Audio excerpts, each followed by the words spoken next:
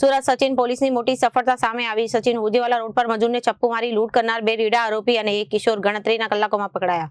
પોલીસે આરોપીઓ પાસેથી લૂંટના રોકડા રૂપિયા અને ગુનામાં વપરાયેલ છરી અને એક્સેસ મોપેડ કબજે કર્યું। સચિન હોજીવાલા રોડ પર મજૂરને ચપ્પુ મારી લૂંટ કરનાર 2 રીડા આરોપી અને એક કિશોર ગણતરીના કલાકોમાં પકડાયા। પોલીસે આરોપીઓ પાસેથી લૂંટના રોકડા રૂપિયા, ગુનામાં વપરાયેલી છરી અને ચોક્કસ મોપેડ કબજે કર્યું અને આરોપી રૂપેશ મરાઠે વિરુદ્ધ અગાઉ હત્યા અને હત્યાના પ્રયાસ જેવા ગંભીર ગુનાઓ નોંધાયા અને સીસીટીવી ટેકનિકલ સોર્સની મદદથી સચિન પોલીસે ગુનાહિત ટોળકીને દબોચી લીધી। તારીખ 19/4/2026 રોજ સચિન પોલીસ સ્ટેશનમાં એક અનડિટેક લૂંટનો ગુનો દાખલ થયેલો છે।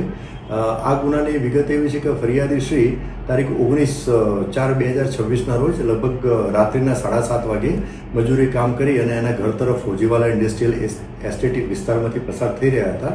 એમાં અજાણ્યા 3 આરોપીઓએ એક 2-વ્હીલરમાં આવી અને એમને ધાકધમકી આપી, એમને છરી બતાવી અને એમની પાસેથી 2500 રૂપિયાની લૂંટ કરી અને 3 આરોપીઓ પૈકી એક આરોપી પાસે એની પાસે હથિયાર હતું, હથિયાર એટલે ચપ્પુ હતું। એ ચપ્પાના મદદથી એમણે ફરિયાદી જે છે ભોગ બનનાર એના પગના ભાગે ઈજા પણ પહોંચાડેલી હતી।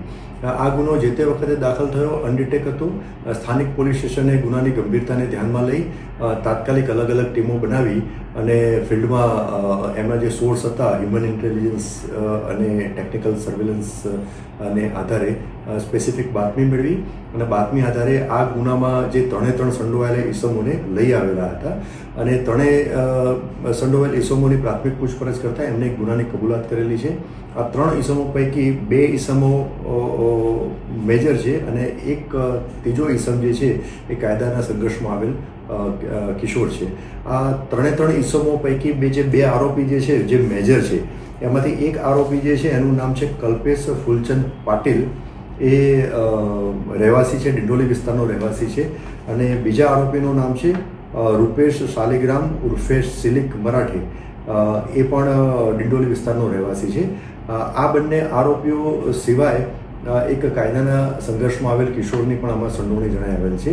તપાસના કામે જે હથિયાર, જે વેપન વપરાયેલું હતું ચપ્પુ, એ રિકવર કરવામાં આવેલું છે અને 3 ઈસમો પૈકી જે 2 મેજર આરોપી જે છે એમની ગુનાની તપાસના કામે ધરપકડ કરવામાં આવેલી છે અને જે વાહન, જે 2-વ્હીલર હતું ગુનામાં જે ઉપયોગમાં લેવાયેલું હતું એ આરોપી નંબર 1 એટલે કલ્પેશ ફૂલચંદ પાટીલનું હતું।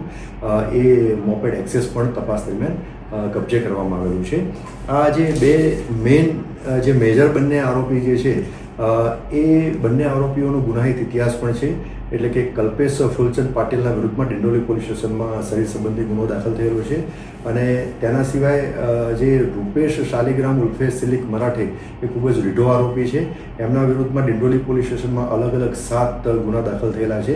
એમાં મિલકત સંબંધી ગુનાઓ અને શરીર સંબંધી ગુનાઓનો પણ સમાવેશ થાય છે અને ગુજસી ટોકનો ગુનો પણ એના વિરુદ્ધમાં દાખલ થયેલ છે અને એક શરીર સંબંધી ગુનામાં એક મર્ડરનો ગુનો પણ દાખલ થયેલ છે। આમ બંને આરોપીઓનો ગુનાહિત ઇતિહાસ છે। હાલમાં ગુનાહિત બ્યુરો રિપોર્ટ જનાદેશ ન્યૂઝ।